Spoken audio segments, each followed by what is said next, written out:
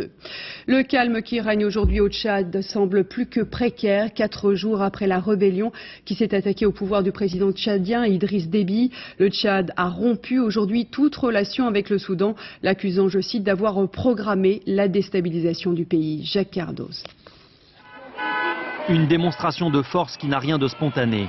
Les partisans du président au pouvoir défilent, sans doute sur recommandation, histoire de montrer qu'ici le plus fort, c'est le président Idriss Déby, l'homme qui salue la foule. Des scènes de joie qui cachent mal l'instabilité du pays, 4 jours après le coup d'État manqué.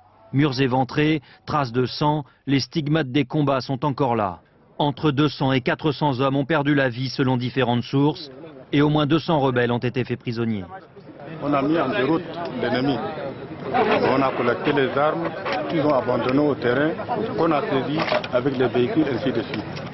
Dans cette guerre qui est aussi psychologique, le régime tchadien expose les soldats de la rébellion en plein centre de la capitale. Des putschistes que le Tchad soupçonne d'être financés par le voisin soudanais. En signe de protestation, le pays a rompu ses relations avec le Soudan. Une mauvaise nouvelle pour les centaines de milliers de réfugiés du Darfour, dont le sort dépend des deux pays. Non loin de là, à Abéché, l'armée française patrouille et tente de prévenir des tentatives de déstabilisation dans le cadre de sa mission de coopération. On prend la température, on regarde quelle est l'ambiance de la population et s'il y a des problèmes, la population a tendance à rester chez elle. Donc le fait qu'il y ait beaucoup de monde en ville prouve que les choses vont bien.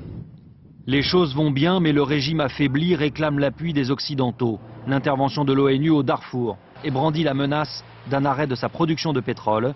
Tout cela à quelques jours des élections présidentielles.